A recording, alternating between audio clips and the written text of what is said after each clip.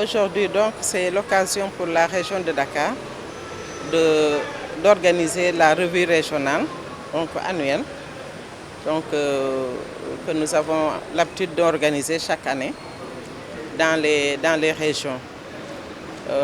Nous pouvons dire que la particularité de Dakar, c'est que la région comporte 3 académies et il a fallu compiler donc, tout ce qui s'est fait au niveau des 3 académies pour présenter donc des résultats de toute la région de Dakar.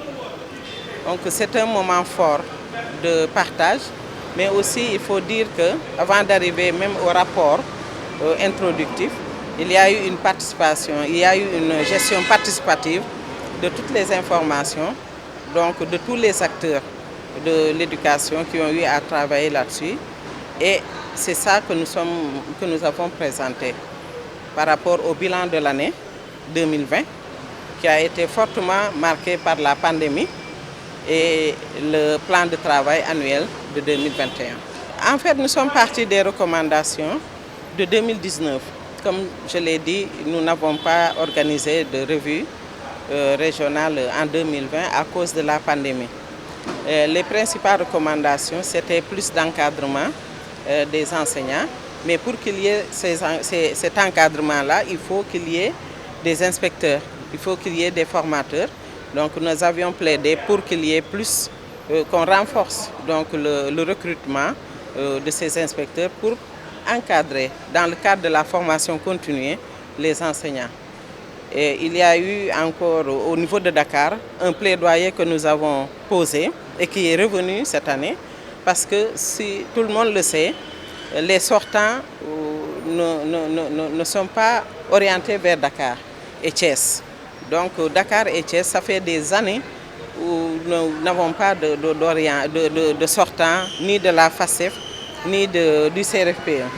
Et ça pose un problème, parce que nous recevons des enseignants qui viennent des régions et qui sont souvent malades, ou bien qui ont fait beaucoup d'années dans les régions et qui viennent ici un peu fatigués et malades surtout.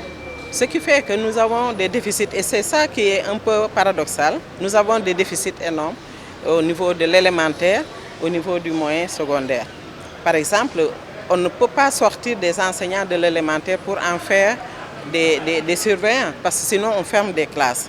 Ça aussi, c'est peut-être, ce n'est pas visible comme ça, mais nous avons d'énormes difficultés dans le cadre de la gestion des ressources humaines. Et nous l'avons vu, le rapport l'a dit, qu'au niveau de la région de Dakar, quand même, nous avons une très bonne utilisation rationnelle donc, des ressources humaines. Donc ça aussi, ça a été un plaidoyer.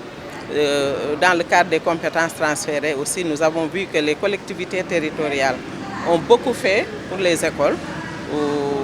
Lors de l'année dernière, de la gestion de la pandémie, parce que lorsqu'on a ouvert les établissements en plein milieu de la pandémie, nous avons vu tout l'apport que les collectivités territoriales ont eu à faire, mais nous gagnerions à ce que cela soit rendu plus visible, que l'on sache au niveau des communes, au niveau des territoires, qu'est-ce qui est injecté dans l'éducation, puisque c'est une compétence transférée, que nous ayons l'information, parce que nous savons que beaucoup de choses sont faites. Par exemple, si je prends l'Académie de Dakar, nous savons que la ville de Dakar a beaucoup fait pour les lycées, pour les collèges, et même nous a aidé à accompagner les écoles, les établissements privés donc l'année dernière. Donc c'est beaucoup de centaines de millions qui sont injectés. Et bien, nous n'avons pas les chiffres exacts. Je pense que c'est une synergie d'action qu'il faut. Nous avons les besoins, nous les connaissons. Eux, ils ont les moyens. Donc, quand ils injectent les moyens, donc que nous soyons informés de quoi il s'agit. Quelquefois, nous voyons des communes qui entrent directement dans les écoles et qui mettent vraiment beaucoup de choses par rapport aux fournitures scolaires, par rapport à la gestion de la pandémie, par rapport à autre chose, par rapport même à des constructions. Mais nous n'avons pas tous les éléments. Mais je pense que ça, on peut le corriger sans problème, puisqu'il s'agira tout simplement d'avoir une gestion participative et inclusive, donc des besoins et des financements qui sont opérés pour gérer les besoins.